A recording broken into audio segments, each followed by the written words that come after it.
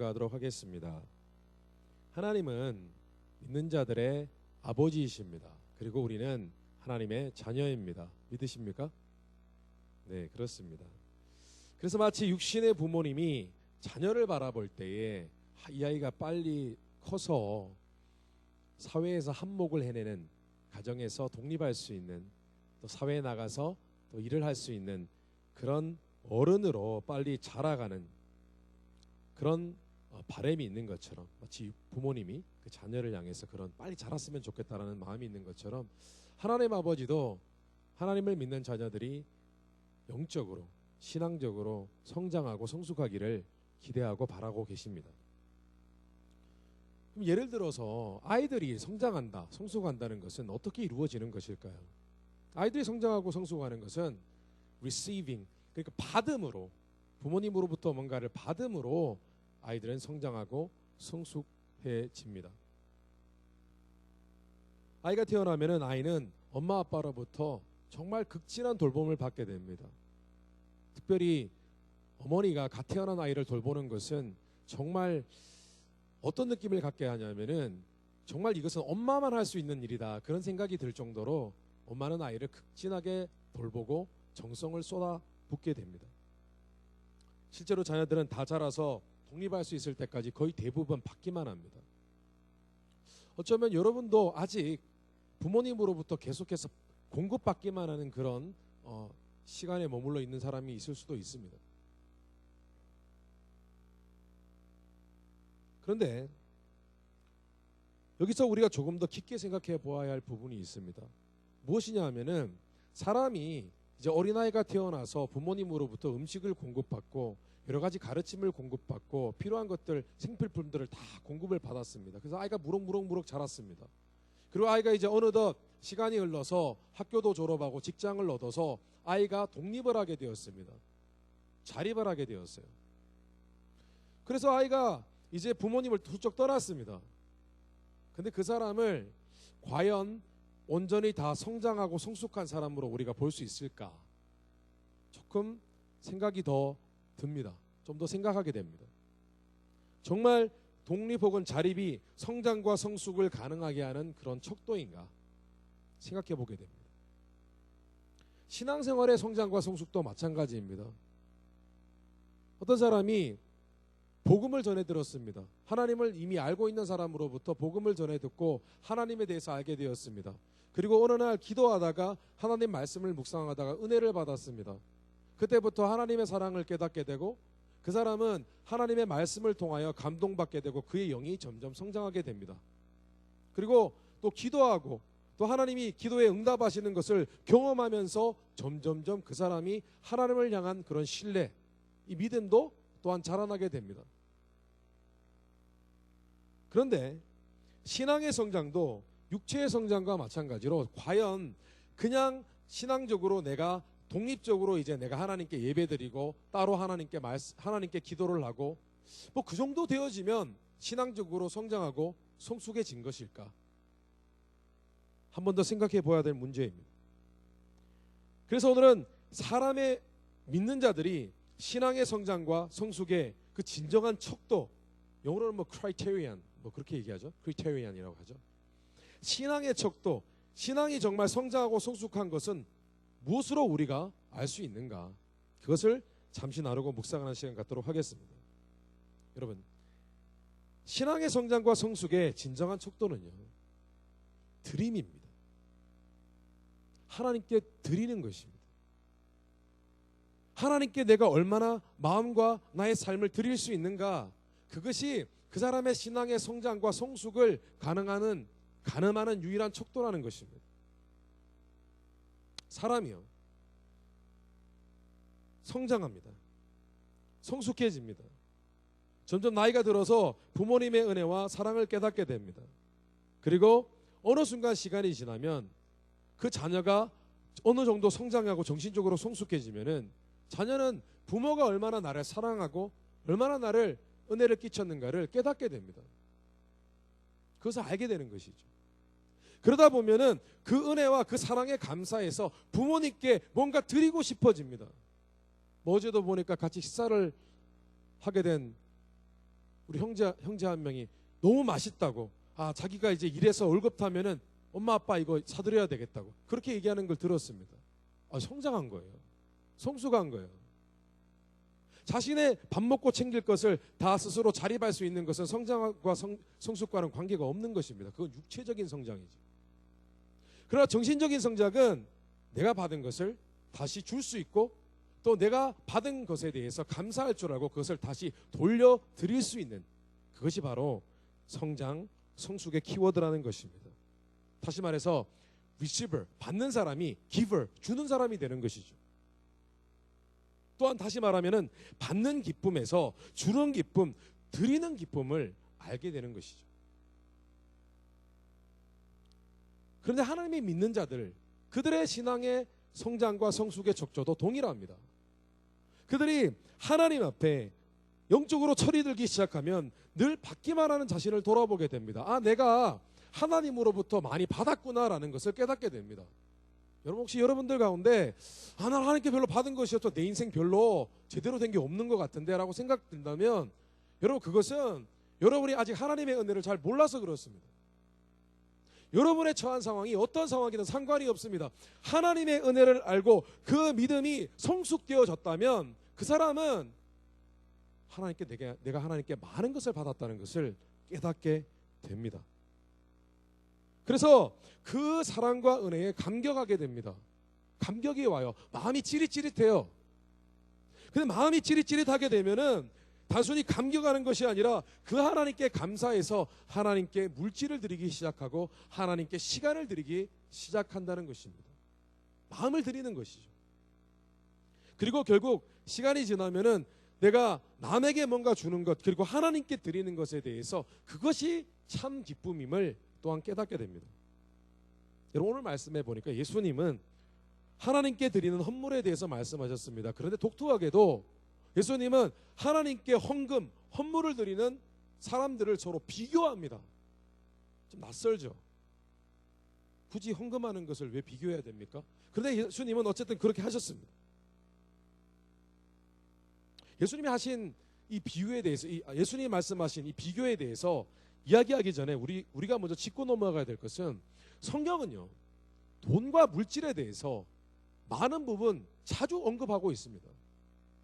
뿐만 아니라 성경은 우리가 하나님 앞에 뭔가 드리는 것에 대해서도 적잖게 말씀을 많이 하고 있습니다. 어떤 사람은 구약 성경에 그런 내용이 많아요 라고 얘기하지만 그렇지 않습니다. 신약 성경에 하나님께 드리는 헌금, 또 사람을 돕는 일에 쓰는 주는 그런 헌금, 여러 가지 이런 것들에 대해서 성경은 많은 부분 다루고 있고 언급하고 있습니다.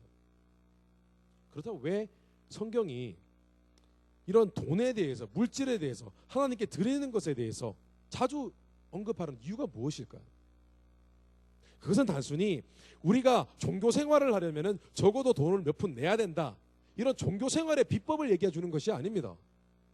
뿐만 아니라 이렇게 헌금하면 나중에 그것보다 더 크게 하나님이 되갚아 주실 것이다, 뭐 그런 것을 가르치기 위함도 아닙니다. 단지 한 가지 이유는 무엇이냐면은 믿는 자가 하나님의 은혜를 알게 되면은 이제는 받기만 하는 이기적인 신앙에서 하나님께 드릴 수 있는 성숙한 신앙으로 자라가야 된다는 것을 의미하는 것입니다. 오늘 예수님은 돈이 넉넉한 사람들이 하나님께 헌금을 내는 모습과 한 과부가, 남편을 잃은 한 과부가 아주 적은 돈을 헌금하는 것, 이 두 가지를 비교하셨습니다. 언뜻 생각해 보면 예수님 너무하신 것 아니야? 아니, 누구는 얼마 내고 누구는 얼마 내고 그것을 어떻게 비교하실 수가 있어? 여러분, 주님이 그걸 모르셨겠습니까? 그게 얼마나 민감한 부분이고 개인의 헌금 액수와 그 속마음에 대해서 이야기를 꺼내는 것이 지나친 것을 모르셨겠습니까? 그런데 예수님이 그 이야기를 하신 것은, 그런 예민한 이야기를 하신 것은 바로 이것이 너무나 중요하기 때문입니다. 당시 물질의 축복을 받은 그런 종교적인 유대인들이 있었습니다.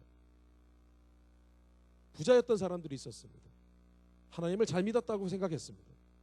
그런데 그들이 헌금을 낼 때의 특징이 무엇이었냐면, 그들은 가난한 사람들이 헌금을 적게 내는 것, 그것에 비해 자신이 헌금을 더 하나님께 많이 드리는 것에 대해서 굉장히 뿌듯해했습니다.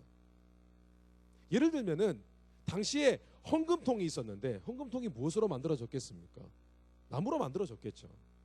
그런데 당시에 돈은 지폐가 아니라 동전이었습니다.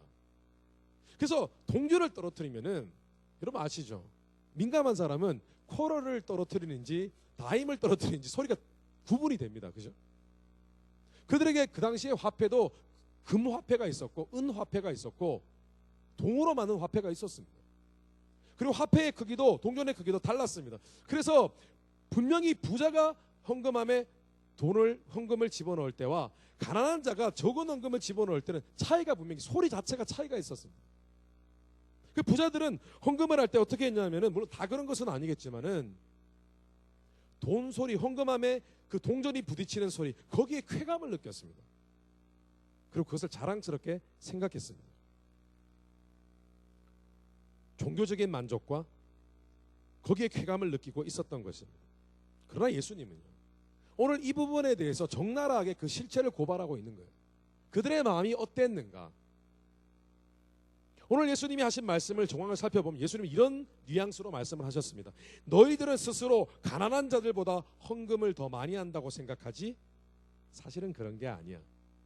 너희들은 단지 마음에 부담 가지 않을 정도만 헌금을 했어.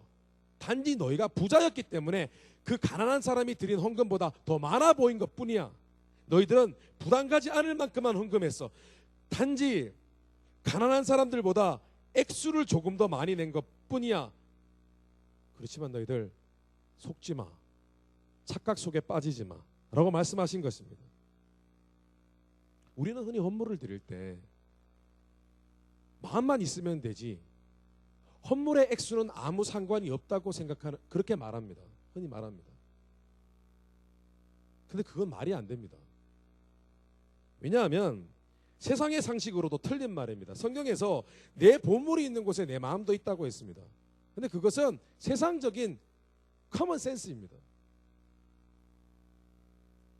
세상에도 감사한 마음이 많아지고 내가 더 좋아하는 사람은 선물의 수준이 달라집니다. 맞습니까? 맞습니까? 맞습니다.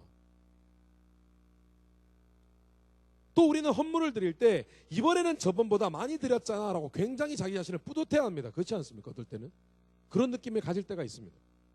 그런데 이것도 말이 안 됩니다.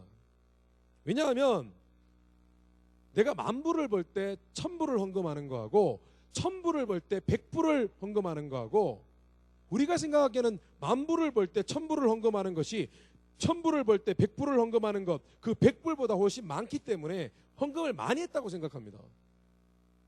그런데 하나님도 수학을 잘하십니다. 하나님 수학을 만드신 분이십니다. 비율적으로 따지고 볼 때 10분의 1, 10분의 1 똑같습니다.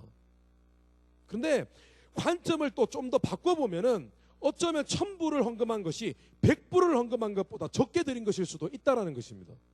왜냐고요? 10,000불을 번 사람은 1,000불을 헌금할 때 9,000불을 쓸 여유가 있습니다. 근데 1,000불을 번 사람이 100불을 헌금하면 900불밖에 쓸 여유가 없습니다. 여러분, 우리가 생각하기에는 맞습니다. 보편적으로 우리가 1,000불을 헌금하는 것은 굉장히 헌금 많이 하고 부담스러운 것이라고 생각하지만 사실은요, 부담스러운 게 아니라 1,000불을 번 사람이 100불을 헌금하는 것보다 덜 부담스러운 것입니다. 맞습니까? 제가 지금 수학을 이상하게, 제가 논리를 이상하게 만들어가는 것입니까? 예수님이 부자들을 지적하신 이유는 그들의 헌물을 통해 하나님께 사실은 정말 드리고 싶은 마음, 그런 성숙한 마음, 성숙한 믿음이 없다는 것을 지적하기 위함이었습니다. 그들은 그렇게 생각했습니다. 자기들은 돈을 이만큼 벌었는데 요만큼 헌금을 하는데 저 사람이 이만큼 헌금해도 가난한 사람이 자기가 많거든. 뿌듯해한 것입니다. 그런데 하나님은 그들에게 말씀하셨습니다. 가난한 과부는 비록 2렙돈, 여러분 당시 노동자의 하루 품삯이 로마 화폐 단위로 1데나리온이었습니다. 그런데 이 2렙돈, 1렙돈은 1데나리온의 128분의 1 가치였습니다. 쉽게 얘기하면은 두 랩돈은 정말 적은 돈입니다. 오늘날로 치면 한 2불 정도 됩니다. 2불입니다. 하루 한 끼 먹는 식사입니다. 그런데 주님이 그가 가장 많이 헌금을 드렸다, 가장 하나님께 드리는 삶을 살았다라고 말씀하신 이유는 그녀가 드린 그 2불 되는 돈이 그녀에게는 전부였기 때문입니다. 거의 다 드린 것이었기 때문입니다. 여러분, 맞습니다. 헌물을 드릴 때 드리는 액수가 중요한 것이 아니라 드리는 마음이 중요합니다. 그런데 중요한 것은 그 액수가 어떤 상황 속에서 어떤 마음으로 결정된 액수인지를 하나님은 보신다는 것입니다. 여러분, 돈에는 참 이상한 마력이 있습니다. 그래서 고대 근동에는 돈을 섬기는 우상도 있었습니다. 돈을 섬기는 종교가 있었습니다. 만몬신이라고 불립니다. 만몬신. 오죽했으면 돈의 힘이, 돈의 위력, 물질의 위력이 컸으면 만몬신이라고 이름을 붙여서 섬겼겠습니다. 그럼 하나님께 헌물을 드릴 때 중요한 세 가지 마음가짐이 있습니다. 중요한 세 가지 마음가짐. 이 마음이 있을 때 여러분의 헌물은 가장 가치 있는 헌물이며 하나님께 드리는 진정한 마음이 표현된 것입니다. 첫째는 조금도 아깝지 않은 마음입니다. 너무 적으면 아깝지 않죠. 그렇지만 조금도 하나님께 드릴 때 아깝지 않은 마음이어야 합니다. 둘째는 더 드리지 못해 죄송한 마음입니다. 하나님께 더 드리고 싶어요. 하나님 은혜 생각하면, 그러나 이것밖에 지금은 내가 드릴 수 없어요. 귀한 마음입니다. 셋째는 더 드리고 싶어 하는 마음입니다. 더 드리고 싶어 하는 마음. 하나님, 더 드리고 싶어요. 하나님, 고마워요. 감사해요. 내게 인생을 주셔서 감사해요. 분명한 것은 하나님이 받기 원하시는 것은 우리의 헌물이 아닙니다. 우리의 마음입니다. 단지 하나님이 물질을 요구하시는 것은 이 세상에서 그것을 어떻게 사용하느냐가 하나님께 드리고자 하는 우리의 마음을 증명한 유일한 방법이기 때문입니다. 앞서 말씀드린 것처럼 돈에는 엄청난 마력이 있습니다. 돈을 보면, 물질을 보면 우리의 마음이 동합니다. 그것을 가지고 싶습니다. 그것을 풀기 싫어합니다. 그런데 만약에 그것을 뛰어넘어서 하나님께 그것을 드릴 수 있을 때에 어떤 것이 결정이 나냐 하면 이 물질보다 하나님을 내가 더 사랑한다는 것을 증명하게 됩니다. 그래서 여러분, 믿는 자의 헌물 생활은, 헌금 생활은 종교적인 습관이 되지 말아야 합니다. 마음을 드리는 헌물이어야 돼요. 마음을 드리고 하나님께 감사하고 하나님께 죄송하고, 그러나 하나님께 절대로 아깝지 않고 그런 마음으로 드리는 것입니다. 그래서 우리는 단지 헌물을 드리는 것이 아니라 마음을 드린 것입니다. 자녀를 키우는 부모가 되어 보니까 전에는 깨닫지 못했던 재미있는 것을 제가 깨닫게 되었습니다. 제 자녀가 이제 고등학생이고 중학생인데, 아이들이 부모님의 생일이 되고 또 결혼 기념일이 되면 아이들이 선물을 합니다. 여러분, 그렇게 하십니까? 하시죠? 안 하세요? 회개하시기를 바랍니다. 하셔야 돼요. 그런데 그 기념일이 다가오면 애들이 고민을 합니다. 엄마 아빠한테 뭘 사드려야 될지. 또 그 외에 더 큰 고민이 있습니다. 무엇이냐면 내가 가지고 있는 돈에서 얼마를 쪼개서 엄마 아빠 선물을 사야 할지 막 고민을 합니다. 재미있습니다. 지난번 저희 아내와 저의 기념일이었을 때에, 결혼 기념일이었을 때에 아이들이 그 기프트 카드를 사왔어요. 50불짜리 기프트 카드를 사왔습니다. 근데 이제 비자 기프트 카드 있잖아요. 그걸 그대로 크레딧 카드처럼 쓸 수 있는 그런 기프트 카드를 저에게 선물을 하였습니다. 굉장히 기특했습니다.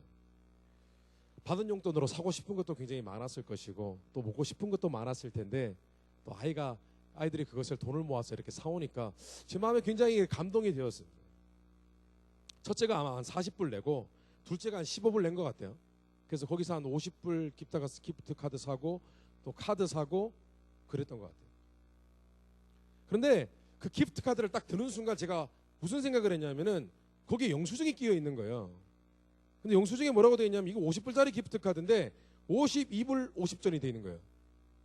아, 이게 이 카드 그 플라스틱 비용이 2불 50인가 봐요. 편리하게 카드를 쓸 수 있는 그 비용, 그 수수료가 2불 50인가 봐요. 그래서 제가 무슨 생각했냐면, 그냥 현찰로 주지. 그런 생각이 들더라고요.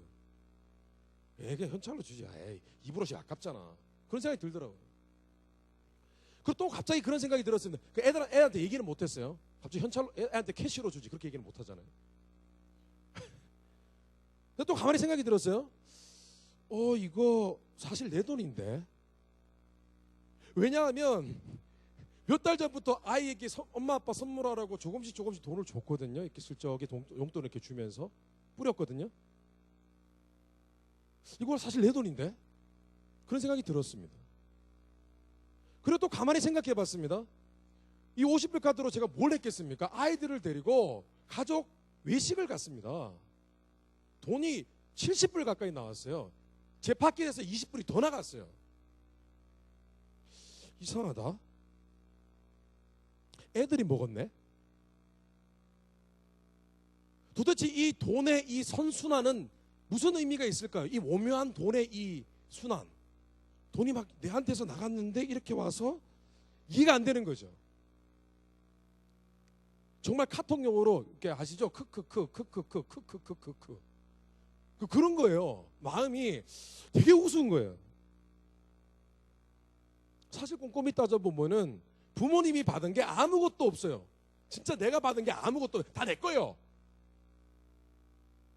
그런데 감사한 것은요, 정말 기특한 것은 이 아이가 다 내 건데 아이가 부모님께 감사할 줄 알아서 그 카드를 줄 때 얼마나 고민을 했겠습니까? 내가 이거 내 건데, 사실 부모님 건데 이 내 건데 이거 40불 이거 고민하면서 선물을 산 거예요. 부모는 그 모습을 보면서 아이가 이제 자랐구나. 드디어 아이가 컸구나. 마음이 뿌듯해지는 것이죠. 하나님도 마찬가지라고 생각합니다. 우리가 하나님께 드리고자 하는 마음으로 성장하고 성숙해지도록 하나님은 기대하고 계신다는 것입니다. 아멘. 그것이 결코 또한 손해가 아니라는 것을 하나님은 깨닫게 되기를 원하십니다. 하나님께 드리는 건 여러분 손해되는 게 하나도 없습니다. 제가 며칠 전에 토요타 자동차 광고 선전을 보았습니다. 기가 막힌 광고가 나왔습니다. 뭐였냐면은 아이가 아빠와 함께 토요타 자동차의 딜러샵에 왔어요. 차를 골랐습니다. 캠리입니다. 뻔하죠 뭐. 토요타 자동차 캠리밖에 더 있겠습니까? 콜로라도 있구나. 그런데 아이가 갑자기 자기가 동전을 모은 돼지 저금통을 아빠한테 줍니다. 아빠가 막 기특하다고 막 그럽니다. 그리고 거기 딜러도 나와가지고 아이한테 참 너 기특하다고 얘기합니다. 근데 아이가 뭐라는 줄 아세요? 딜러에게 귓속말로 이렇게 얘기합니다. 사실 저 차 몇 년 후면 적게 됩니다. 이렇게 얘기합니다. 사실 저 차 몇 년 후면 제 거예요. 이렇게 합니다. 지혜롭습니다. 아니요, 이건 나쁜 게 아니에요. 지혜로운 것입니다. 우리가 하나님께 드리는 것이 단순히 우리의 신앙의 성장과 성숙을 점검하는 척도일 뿐만 아니라 그것은 결코 손해보는 것이 아니라는 것입니다. 하나님은 우리에게 다 주신 거예요. 우리가 받은 것 하나님 다 주신 거예요. 아멘? 여러분 이거 신앙입니다.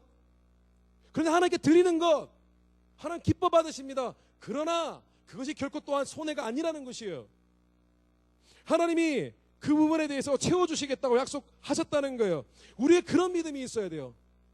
그 토요타 자동차에 나와 있는 그 아이의 그런 지혜가 필요하다는 것입니다. 이거 사실은 내 거에 되는 거예요. 맞아요. 바로 그것입니다. 단순히 우리가 어떤 대가를 하나님께 바라는 것이 아니라 우리를 사랑하시고 삶을 인도하시는 아버지 하나님이 너무 감사해서 뭔가 드리고 싶어하는 그 마음, 그런 마음으로 성장하게 되시기를 주님의 이름으로 축원합니다. 자, 그런데요, 단순히 신앙의 성장과 성숙의 척도는 드리는 일부를, 나의 삶의 일부를, 나의 갖고 있는 헌물의, 나의 물질의 일부를 드리는 것만을 의미하는 것이 아닙니다. 신앙의 성장과 성숙의 척도는 이제는 나의 전부를 드리는 것입니다. 하나님께 나의 전부를 드리는 것입니다. 오늘 말씀에 과부의 두 렙돈이 예수님의 눈에 너무 귀하고 값진 모습으로 보였던 이유, 그 이유는 단순히 그녀가 자신의 경제 사정에 비해서 비율적으로 좀 더 많은 헌금을 하나님께 드렸기 때문이 아닙니다. 왜냐하면 오늘 말씀해 보니까 사실 그녀는 자신이 가진 전부를 드렸습니다. 오늘 성경 말씀이 기록하고 있는 포인트, 핵심 포인트가 바로 그것입니다.